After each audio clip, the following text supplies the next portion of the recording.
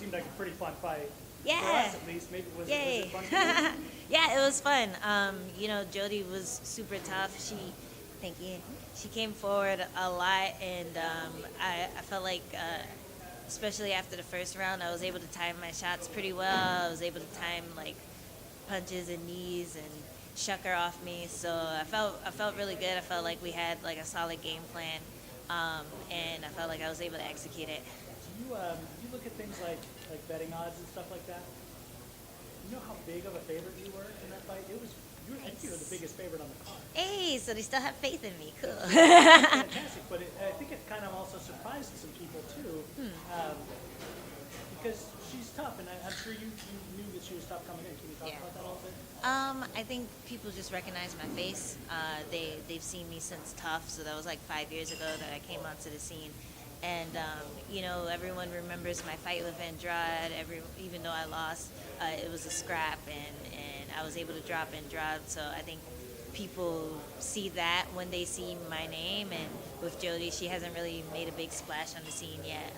She's super tough. I think if you give her some I guess like more green opponents, she's gonna shine there and kind of build a fandom or whatever. But like I think you see Angela Hill and you're like, oh, I know that person. I'm bet on her.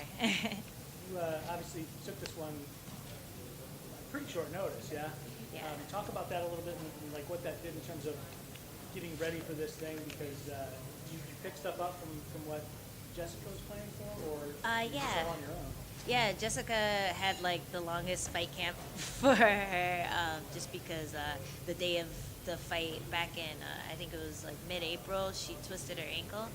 So they rebooked or not mid-April, like February, she twisted her ankle, so they rebooked it. So we've been thinking, like, all of us have been thinking about Jody for like a good few months.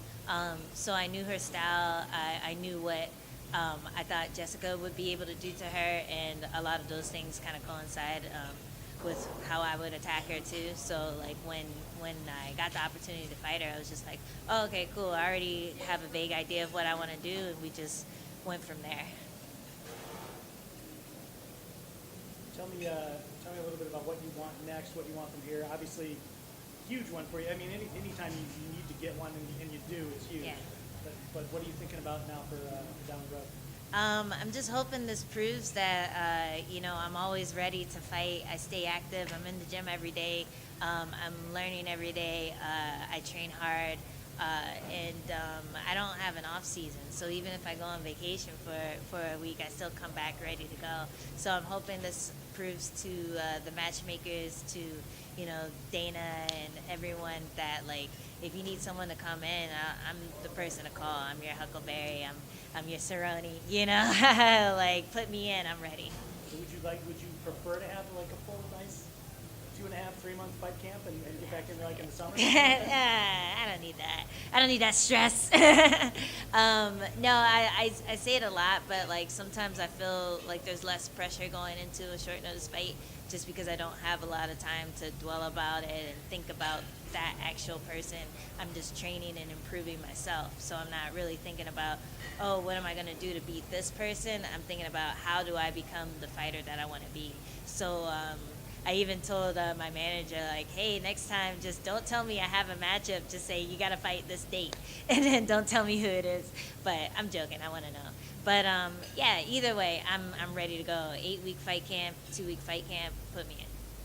This is second fight in Florida. What do you think about the I love the crowd in Florida. I feel like it's like my lucky state or something. My last one was in Florida, so I'm definitely happy to get another one in the books. I felt like it was way too long since I felt this feeling. So I'm stoked to be here. I love the people. They pump me up. Like, I could hear people yelling positive things. One person said overhand. I was like, hey, why not? So Florida's awesome. You were joking a little bit about the training and not wanting to know the fighter, but how does it change when you're training and then training for a fight? I think, well, for me, like, I party a lot more when I don't have a fight booked. You know, like 2 weeks ago, I was in a strip club in Atlanta. You know, so like that I was regretting that a little bit when I got the notice for a fight. But as you can see, it doesn't make that much of a difference. But I do like to eat a little cleaner. I like to not go out and party and get drunk when I have a fight booked. Aside from that, I'm pretty much doing the same thing, maybe a few less sprints that week, but I'm still going into pro class every day. I'm still working on my grappling, working on my wrestling, doing pads with my coaches, all that stuff. I realize you just wrote a bunch of headlines for all of us, like Angela Hill, 2 weeks ago I was in a strip club I feel like that was like empowering for me. It was like the first time I've been to an all-black strip club, and I'm like, yo, these girls are hot, you know. So it was awesome, yeah. And you won. So And there I you go. won. I felt the power of, you know, Now it's a good lecture on the it. strippers. Yeah. Appreciate it. Thanks, bunch. Thank you.